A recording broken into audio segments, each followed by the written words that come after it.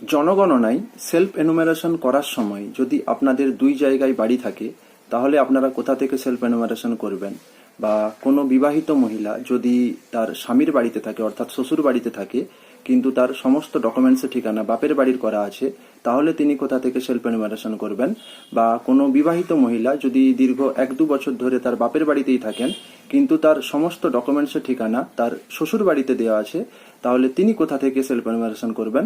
বা যদি আপনি কর্মসূত্রে কোনো ভাড়া বাড়িতে থাকেন 1-2 বছর ধরে, আপনার নিজস্ব বাড়ি রয়েছে, আপনি কর্মসূত্রে ভাড়া বাড়িতে থাকেন, তাহলে আপনি কোথা থেকে সেলফ এনুমারেশন করবেন?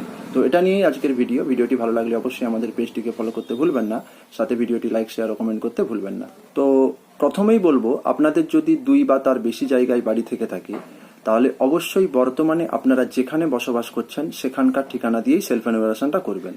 হতে পারে আপনাদের যেই ডকুমেন্টস রয়েছে সেই ডকুমেন্টসে আপনাদের অন্য বাড়ির ঠিকানা দেওয়া আছে, কিন্তু তা সত্ত্বেও আপনারা যেখানে বর্তমানে বসবাস করছেন সেখানকার ঠিকানা দিয়েই সেলফ এনুমারেশন করবেন। এবার আসি, কোনো বিবাহিত মহিলা যদি তার শ্বশুর বাড়িতে থাকেন কিন্তু তার সমস্ত ডকুমেন্টসের ঠিকানা বাপের বাড়ি দেওয়া আছে, অর্থাৎ এখনো তিনি ঠিকানা চেঞ্জ করেননি, তো তাহলে তিনি কোথা থেকে সেলফ এনুমারেশন করবেন?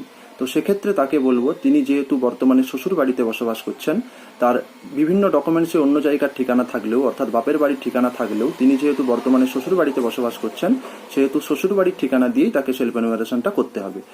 তো একই রকমভাবে কোনো বিবাহিত মহিলা যদি কোনো কারণবশত তার বাপের বাড়িতে থাকে দীর্ঘ 1-2 বছর ধরে, কিন্তু তার সমস্ত ডকুমেন্টসের ঠিকানা শ্বশুর বাড়ি দেওয়া আছে, তাহলে তিনিও কিন্তু সেই একই রকমভাবে যেখানে বর্তমানে বসবাস করছেন অর্থাৎ বাপের বাড়ির ঠিকানা থেকেই সেলফ এনুমারেশনটা করবেন।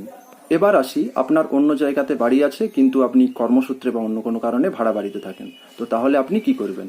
তো এক্ষেত্রে বলে রাখি, ওই জায়গায় 3টে অপশন আছে। 1 নম্বর অপশন, আপনি নিজের বাড়িতে থাকেন।